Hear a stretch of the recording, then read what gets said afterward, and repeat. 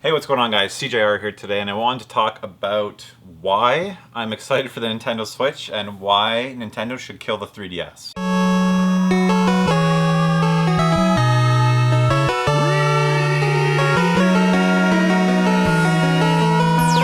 Team Canada. Okay, so most of you have probably seen the first video that I posted on the Nintendo Switch. It was my reactions to the press conference and my initial impressions of the launch lineup for the Nintendo Switch.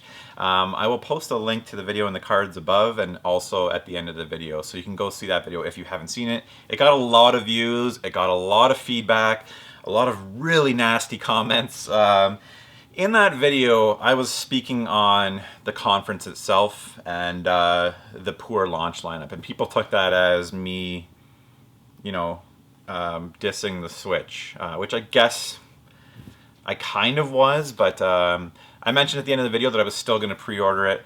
I did pre-order it now, and I just want to talk about how after my initial excitement from the reveal with the Switch, I really felt like I was brought down several notches in excitement, and a lot of people said the same thing after that press conference, that their excitement had just kind of gone, and people said that they were going to not pre-order. People have canceled pre-orders. Since that time, I kind of had a bit of a revelation, and I'm going to say this now.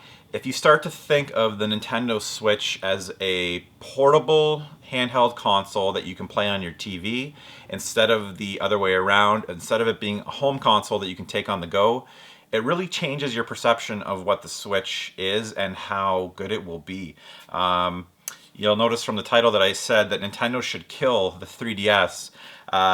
With the Switch being a portable console, I just really feel like if the 3DS didn't exist, it would really bring over a lot more development of those type of games that we're seeing on the 3DS to the Switch, and almost force third-party developers to make those experiences on the Switch instead of the 3DS. I think that's going to happen naturally. I think that the install base of the 3DS, I've noticed the last couple of years that the 3DS has really died down. I know when I take my 3DS to I actually don't even take it anymore, to game swaps. I used to take them all the time because so many people had them and I would get so many street passes. Now it's like, it's rare to see a 3DS at one of those swaps. So it just shows you how many people are actually actively using their 3DS and bringing it with them. So I think it's naturally going to just be phased out, but I really think that they should, if not, just kill it, and hopefully get some of that development over to the Switch.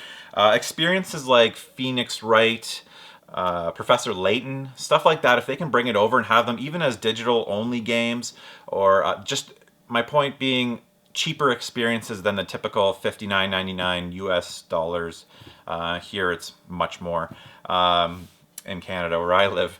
But if they can bring those experiences over and have them not be full price games, have them at like the typical DS price of $39.99, I really think that that would help the Switch. Basically, if you think of the Switch as a replacement to the 3DS, and almost like I've started to think of it like as a PS Vita on steroids. Like it's a handheld console that you're able to play triple A experiences on. If Nintendo is able to put some sort of experience, like AAA experience, so if they can somehow figure out a way to get if they can figure out how to get a game like Red Dead Redemption onto the system, it will run not as well as the PS4 and Xbox One. If they're able to just get some form of it out there, even if it's like 720p, 30 frames a second, less textures, maybe a little bit of pop in here and there, the fact that you'll be able to play that game on the go will sell copies of that game. I've actually started to consider buying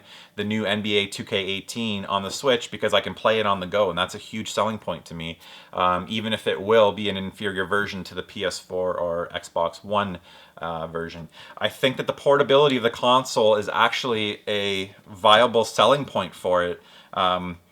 I think, unfortunately, the Nintendo focused too much on their 2006 motion controls in the press conference and didn't focus on having those AAA experiences on the go, which is where I think the console will eventually sell. based on that, based on being able to take those experiences on the go. So a little bit of mixed messaging from Nintendo. I do appreciate that they have the motion control in there. I just don't feel like that should have been their main focus, at least not in their opening press conference. So we did finally receive the specs. I don't know if Nintendo actually came out and said it themselves, but and it took way too long for us to get the specs. People jumped all over me about how the specs don't matter, and how that I was just comparing it to a PS4. I wasn't really doing that. Specs do matter because specs determine the type of battery life and gaming experiences. It determines the type of games that you're going to be able to get on the Switch. So specs do matter quite a bit. And in this case, I believe it's running an older or custom, they say it's a custom Tegra chip. Not quite as powerful as people were hoping. So the jury's still out on whether we'll see those AAA experiences on the Switch. I think that is a key for them to be able to sell the Switch. I don't think that the Switch is going to outsell the Wii or anything like that, or PS4 or Xbox One. I don't think it's going to catch it. I do think it's going to be in between the Wii U sales and what should I say, PS or Xbox One. I think it could sell around 20 million units. I think it's going to be a success, but not an overwhelming Wii type success. So let me know in the comments below what you guys think. My opinion has really turned around. I still think that the launch lineup is very poor. I really feel like they should have had some sort of Mario game there at launch. I also did a video that you'll find here on the games that we would love to see on the Switch. Matt and I did it. So you can check out, I go in depth of games that I would like to personally see on there. We get a little bit crazy and say some games that probably will never come, but we were hopeful for. So feel free to check that out. And like I said, let me know in the comments below what you think about the Switch and specifically the portability and whether that's going to be enough to sell the system. Anyways, guys, thank you so much for watching. If you enjoyed the video, remember to hit that like button. And until the next episode.